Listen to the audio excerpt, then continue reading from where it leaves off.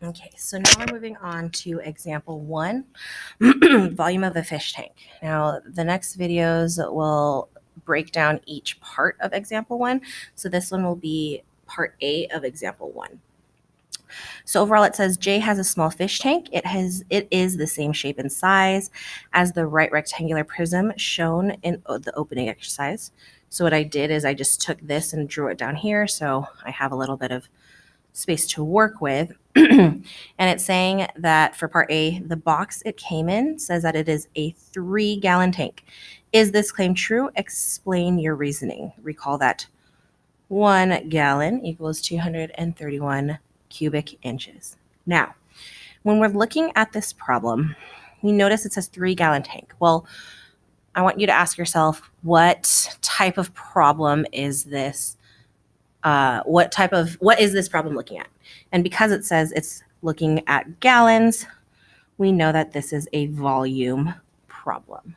Okay, so we had already calculated the volume of this box in the opening exercise.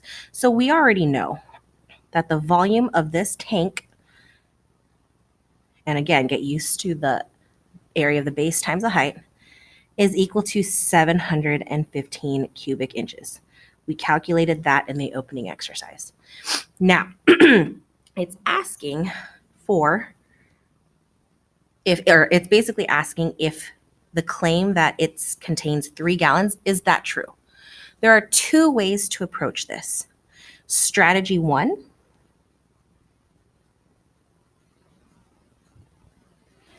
is to convert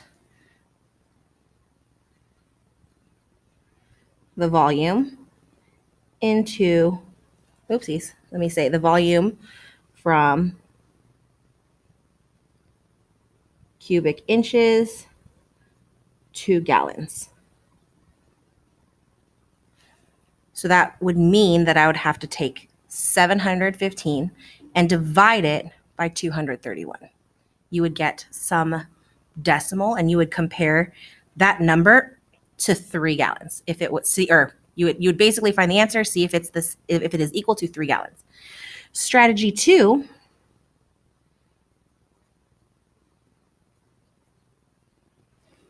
is to take this, so convert,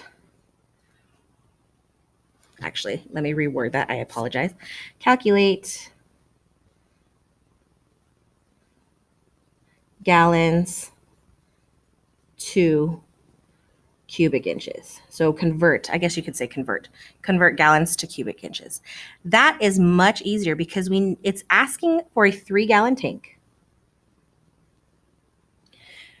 But we know that one of these gallons is equal to 231. So all you'd have to do is multiply times 231 cubic inches, because if it was a ratio, it'd be 231 to 1 gallon. Excuse me. So the remaining, if you multiply that out, you would get 392.